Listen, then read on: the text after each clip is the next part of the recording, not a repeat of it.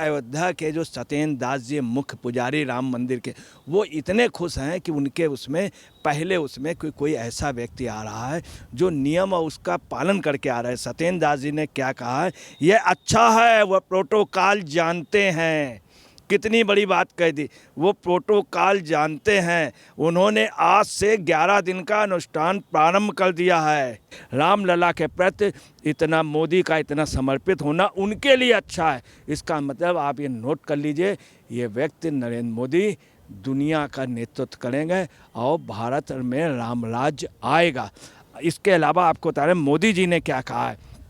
मोदी जी ने कहा है ये उनका सौभाग्य है कि वह इस पूर्ण अवसर के साक्षी बनेंगे। ये मोदी जी ने कहा ये मेरा सौभाग्य है कि मैं इस अवसर के साक्षी बनेंगे।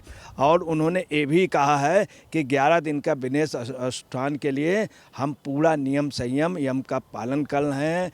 नमस्कार, स्वागत है आपका। आप देख रहे हैं एसडीबी न्यूज और मैं रानी गुप्ता आपके साथ। 22 जनवरी का पूरा देश इंतजार कर रहा है क्योंकि ये ऐसा ऐतिहासिक क्षण होने वाला है जब रामलला की प्राण प्रतिष्ठा होगी अयोध्या में, उन्हीं के जन्मभूमि पर। लेकिन इससे पहले करोड़ों राम भक्त कई तरीके की तैयारी में जुटे हुए हैं। इस बीच देश के प्रधानमंत्री नरेंद्र मोदी भी 11 दिनों के कठोर अनुष्ठान का पालन करने वाले हैं। आपको बता दें कि ये ऐसा अनुष्ठान है जो कि किसी देश में प्रधानमंत्री पहली बार करने जा रहे हैं, जहां विपक्ष की सबसे बड़ी पार्टी कांग्रेस ने रामलला के प्राण प्रतिष्ठा का निमंत्रण ठुकरा दिया है, तो वहीं प्रधानमंत्री जो हैं वो 11 दिन तक कठोर तप करने जा रहे हैं। ऐसे में ये आखिर अनुष्ठान है क्या जिसे प्रधानमंत्री 11 दिन तक फॉलो करेंगे, और इसको लेकर के बाकायदा उन्होंने देशवासियों का समर्थन भी मांगा है ताकि वो इसे पूरी मजबूती और शिद्दत के साथ पूरा कर सके। फिलहाल इस मामले में हम विस्तार से चर्चा करेंगे। हमारे साथ मौजूद है वरिष्ठ पत्रकार अजय जी। सर, स्वागत है आपका। देखने को मिला कि आज प्रधानमंत्री नरेंद्र मोदी ने ऐलान किया बाकायदा अपने सोशल मीडिया साइट के जरिए, और इसी के साथ ही उन्होंने एक ऑडियो मैसेज भी रिलीज किया। हालांकि इसमें उन्होंने अपनी मां को भी याद किया, काफी ज्यादा वो भावुक नजर आए। ये जिस अनुष्ठान के बारे में प्रधानमंत्री मोदी ने बताया है वो आखिर है क्या जिसका वो 11 दिन तक पालन करेंगे, और जो प्रधानमंत्री रामलला की प्राण प्रतिष्ठा में हिस्सा लेंगे, जजमान वो बन रहे हैं, तो क्या मुख्य भूमिका है? आखिर प्रधानमंत्री मोदी को करना ये अनुष्ठान क्यों जरूरी है? क्योंकि जहां एक और तमाम पार्टियां हैं जो कि इस निमंत्रण को ही ठुकरा रही है, तो वहीं दूसरी ओर देखने को मिल रहा है कि प्रधानमंत्री मोदी पूरी तरीके से भगवान राम को समर्पित नजर आ रहे हैं। देखिए, मैं आपको बता दूं, ये देश का बहुत सौभाग्य है कि देश में एक ऐसे प्रधानमंत्री हैं जो किसी प्राण प्रतिष्ठा या किसी मंदिर पे जा रहे हैं तो पूरा 11 दिन का उनका अनुष्ठान करके जा रहे हैं। मैं आपको बता रहा हूँ, इसके पहले भी तमाम इस देश के प्रधानमंत्री गए और वो बगैर उसके चले गए। मैं आपको एक एग्जांपल बता रहा हूँ। सन 1962 में जिस समय भारत बहुत संकट में था, चाइना ने हमारी जगह कर ली थी, पीताम्बरा पीठ ने उस समय अनुष्ठान किया था। नेहरू जी ने ज़बरदस्ती आने की कोशिश की, वहाँ के उस समय उन्होंने मना कर दिया नहीं आने के लिए। आज प्रधानमंत्री मोदी जा रहे हैं राम मंदिर के उद्घाटन में। जब जा रहे हैं 22 तारीख को, तो आज से ही वो तैयारी कर रहे हैं पूरे 11 दिन के अनुष्ठान की। अनुष्ठान बहुत टफ होता है, बहुत सुबह तड़के उठना पड़ता है, नियम नियमों का पालन करना पड़ता है, बहुत कठिन साधना है। मगर मोदी जी के लिए प्रॉब्लम नहीं, क्योंकि मोदी जी वैसे भी ब्रह्म मुहूर्त में उठ जाते थे, वैसे भी वो कोई वैसा कुछ खाते नहीं हैं। आज भी वो ध्यान करते हैं, साधना में समय निकाल लेते हैं। मोदी जी की माता जी पूरे जीवन आप समझ लिए माला जपती नहीं, सीताराम सियाराम का पाठ करती नहीं। और मोदी जी ने ये भी कहा है कि आज शिवाजी की माता जीजाबाई का जन्मदिन है और जीजाबाई भी यम नियमों का पालन करती थी। ये मोदी जी ने कहा जीजाबाई का, शिवाजी के। अब देखिए कि एक ऐसा व्यक्ति जिसने शिवाजी को बनाने में उनकी माँ का योगदान रहा, उनका भी ध्यान रखा कि उन्होंने कहा ये सोने में सुहागा है। दूसरी आपको बात बता रहे हैं, इतने कठिन नियम होते हैं कि लोग पालन नहीं कर पाते हैं। एक तो सोना जो पड़ता है उसमें ज़मीन पे या एक उस पे आसन पे सोना पड़ता है। दूसरा आपको सुबह उठ करके बड़ा ब्रह्मचर्य का पालन, ब्रह्म मुहूर्त में उठना और तमाम नियम है कायदे कानून के, उसको आप समझ लीजिए मोदी अभी से पालन कर रहे हैं, जो एक अपने में। इसमें आपको बता रहे हैं अयोध्या के जो सत्येंद्र दास जी मुख्य पुजारी राम मंदिर के, वो इतने खुश हैं कि उनके उसमें पहले उसमें कोई ऐसा व्यक्ति आ रहा है जो नियम और उसका पालन करके आ रहा है। सत्येंद्र दास जी ने क्या कहा है, ये अच्छा है, वह प्रोटोकॉल जानते हैं। कितनी बड़ी बात कह दी, वो प्रोटोकॉल जानते हैं। उन्होंने आज से 11 दिन का अनुष्ठान प्रारंभ कर दिया है, ये उन्होंने कहा। और साथ में उन्होंने क्या कहा, 11 दिन का विशेष अनुष्ठान ये बहुत ही अच्छा है। और एक प्रधानमंत्री जो आ रहे हैं वो बाकायदे नियम कायदे कानून से वो पहले से पालन करते थे, अब वो पूरे नियम के हिसाब से अनुष्ठान के करके आ रहे हैं। रामलला के प्रति इतना समर्पित होना, रामलला के प्रति इतना समर्पित होना उनके लिए बहुत अच्छा है। क्या कहा उन्होंने मोदी के लिए। और सत्येंद्र दास जी जो मुख्य पुजारी आपको बता रहे हैं, ये उनका आखिरी बयान है, नोट कर लीजिए। वो कुछ ही दिन बाद रिटायर्ड हो रहे हैं। आप संस्कृत के बहुत बड़े विद्वान हैं, प्रोफेसर हैं, और यहाँ पे राम मंदिर पे वो पूजा करते थे बराबर। वो रिटायरमेंट के पहले शायद उनका ये सबसे बड़ा बयान है। और वो एक समझ लिए अमृत वाणी है। उन्होंने कहा है रामलला के प्रति इतना मोदी का इतना समर्पित होना उनके लिए अच्छा है। इसका मतलब आप ये नोट कर लीजिए, ये व्यक्ति नरेंद्र मोदी दुनिया का नेतृत्व करेंगे और भारत में रामराज्य आएगा। इसके अलावा आपको बता रहे हैं मोदी जी ने क्या कहा है।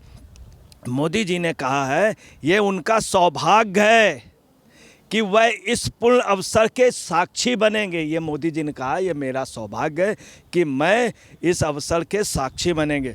और उन्होंने ये भी कहा है कि 11 दिन का विशेष अनुष्ठान के लिए हम पूरा नियम संयम यम का पालन कर रहे हैं और पूरा पालन कर करके मेरा ये सौभाग्य होगा कि मैं उस कार्यक्रम में आऊँ। उन्होंने ये भी कहा प्रभु ने मुझे प्राण प्रतिष्ठा के दौरान सभी भारतवासियों का प्रतिनिधित्व करने का निमित्त बनाया है।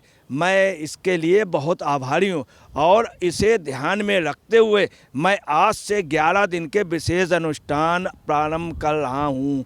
देखिए कितनी बड़ी बात है।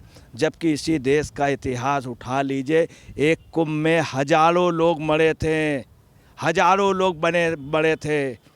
और उसके पहले का भी सीन आया था कि उसमें खूब ड्रिंक वगैरह किया गया था, सब एक देश का प्रधानमंत्री गया था। अभी तक जितने प्रधानमंत्री थे मोस्टली प्रधानमंत्री बगैर नियम कायदे, ये नियम कायदे कानून से जान। ठीक था, पीताम्बरा पीठ ने नहीं आने दिया था नेहरू जी को और उन्होंने अनुष्ठान किया। उन्होंने कहा था जिस दिन ख़त्म करेंगे उसी दिन चाइना जो है युद्ध रोक देगा, युद्ध विराम हो जाएगा। और ऐसा हुआ।